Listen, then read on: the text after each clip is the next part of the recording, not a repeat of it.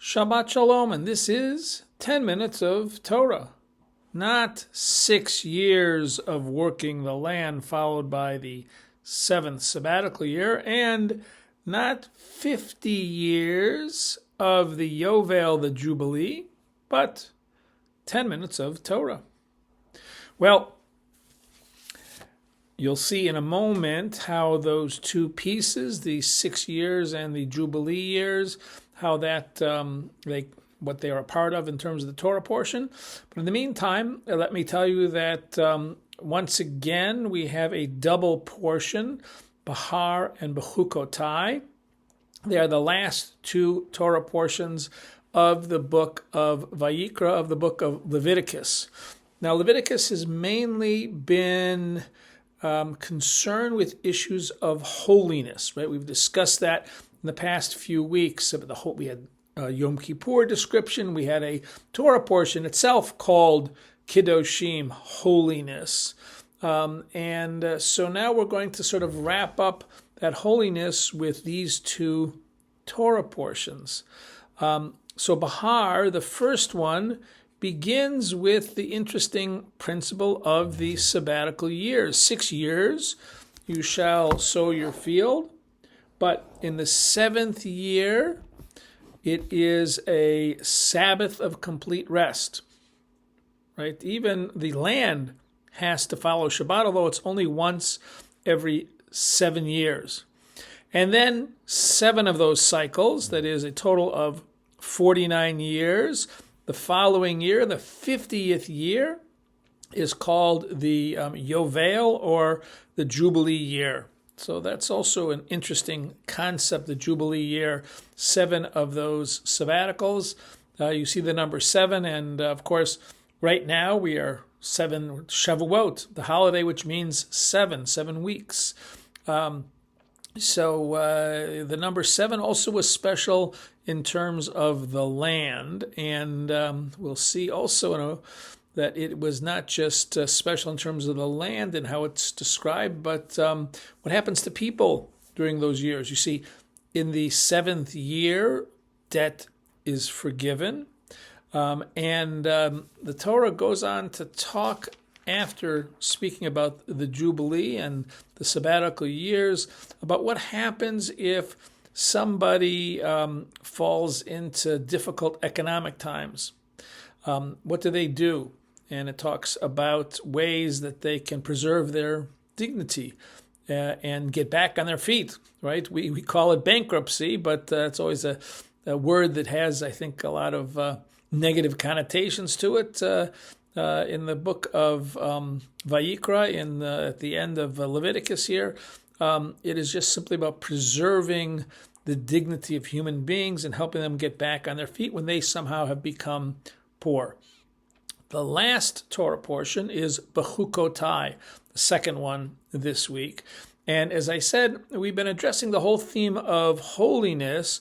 And so what this parasha, what Bechukotai does, is it speaks about reward and punishment for following or ignoring God's laws. Now, it would be an interesting discussion, which we will have sometime, but not this week, about what is the exact relationship between following the mitzvot and rewards. Is there a relationship or not? That's a very interesting question. Well, certainly Bechukotai seems to indicate that if we follow God's laws, good things will happen, and if we don't, not good things will happen. Those are the two Torah portions, but I want to get back to the first one, Bahar, because I want to discuss today the very interesting concept of the sabbatical year. So first of all, the Torah portion, Bahar, begins with the following words. Vayedaber Adonai el Moshe Bahar Sinai. God spoke to Moses on Mount Sinai. Now maybe you're saying to yourself, wait a second, that's no big deal. That's when the Torah is given on Mount Sinai. Moses goes up there, but the reality is that since that moment of revelation, the idea that what is being told on Mount Sinai has not been repeated.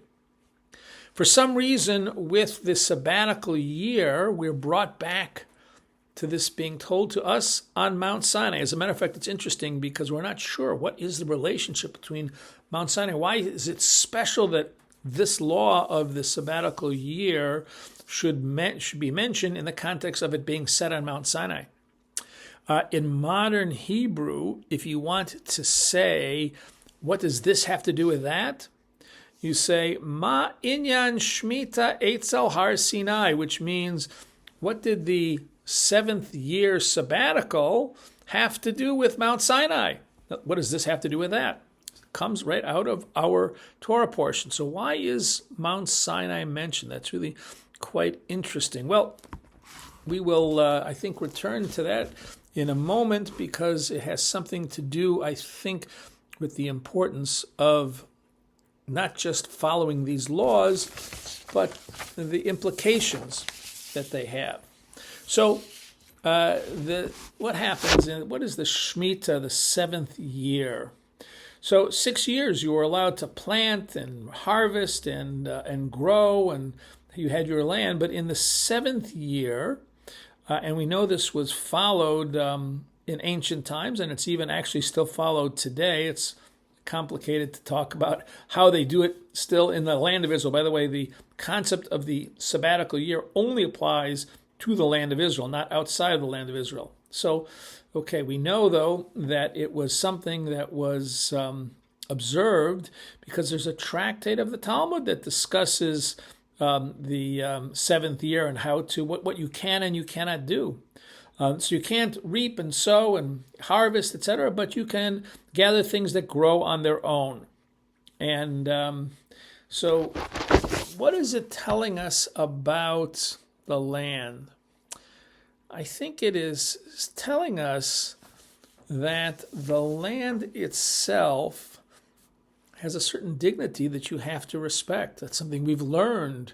The idea that we can't take the land for granted, but it needs a rest. It needs a Shabbat. You know, I don't think that the rabbis necessarily knew the idea that you should let the land kind of rejuvenate from an agricultural point of view, but I think more of the idea that it's being recreated and it has a certain dignity, and it's the land that gives us the food. It's how we can grow food. And therefore, we should respect the land. It sounds very much, of course, like what we talk about in our times about ecology. So, okay, we have to respect the land. It gets a rest. Well, right after talking about the land and the sabbatical year, it tells us that what happens if somebody falls into, it becomes poor. What do? And it gives all sorts of laws about how they can sell their land for a certain period of time, but has to come back eventually in the Jubilee year to the original owner. It talks really about not simply laws, but the opportunity to recover when you've fallen on hard times. Now, that's not just an economic principle or law. That is about dignity also. That is, the land deserves dignity. Let it recuperate what it missed for a year.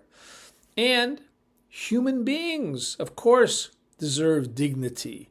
That when they fall into hard times, they need to also be given the opportunity to get back on their feet. So that is, it seems to me, what we're ending the book, the Laws of Holiness in the book of Vayikra, of Leviticus on, is the idea that perhaps whether it is the world or it is the people who live in the world, one of the most important concepts of holiness that we find in the Torah is the idea that we should give dignity, whether it's to human beings or to the land. That perhaps is the essence of holiness, and that may well be why the Torah portion began by wanting to emphasize that these words especially were said on Mount Sinai. because all of the laws and all of the holidays and all of the other things we follow, the purpose may be well to treat each other in a way that is dignified and honorable, and that's what we're told here, Bahar Sinai, on Mount Sinai. Well, this has been 10 Minutes of Torah. Not 6 years of sabbatical. Well, we did talk about that quite a bit in the 7th year, 6 years of working rather in the 7th year sabbatical, and not the 50th Jubilee year, the Yovel. That's also a really interesting concept that we'll discuss at a future times. But it was 10 Minutes of Torah. Shabbat Shalom.